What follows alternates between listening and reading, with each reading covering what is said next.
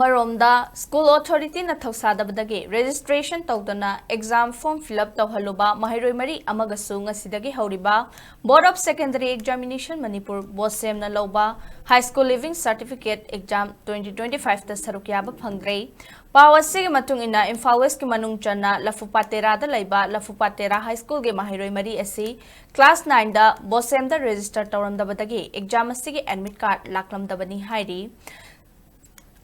Sanabam KK Kauba Maheiroi Amagi Pominaba Machena Fundorakibada Mahaki Mopanupa Sanabam KK Haidiba Maheiroi Asigi Atopa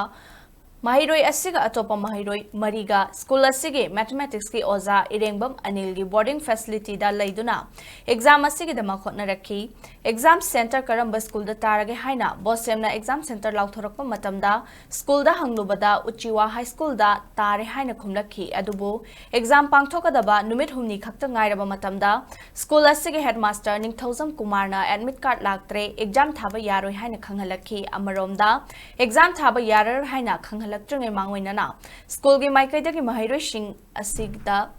Nakhoigi admit card laktre parents sing da hairukiganu aikhoina manungda thabak khara chenakhigi haina wamelamki hairi parents singi maikaidagisu tha sigi tara tareta bosem da chatuna hanglubada class 8 fawbagi oina school asida tamli haibagi record leiramki adum oinama class 9 da registration tawki haibagi record amata leiramkhide exam thanaba form fill up ti tawhalaga bosem da register tawbiram de haina kk ge machena pendaba phongdorakhi Date badai gumbasida exam gi center haidorak pasida akhoi je phone tawjayeba phone tawjay aduda angang ji gi center je kadai da tarage na hangbasida Uchiwa High School da tare na angang ji center Uchiwa High School da tare na akhoi paw haireba hoi adu hairak pasida akhoi de dumaina center du bo khangabani na angang ji kai kasu asoiba leiromaroi haina leiyeba khoina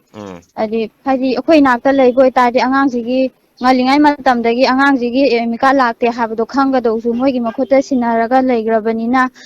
adigi center ju haira ibanina angangsigi asoiba kasu leiramaroi haina akhoji leireba adudoga exam nemi humni ta ngaira kanda angangje emika laktre exam center exam thaba yararoi sineba haira isi emika laktre haije ngasagi mogi school gi kenoduna anilduna dum haira Oja Kumar haijina kari oidu headmaster Lafupatera gi high school gi headmaster Kumar jina angang jida haira natragana mama pada haibira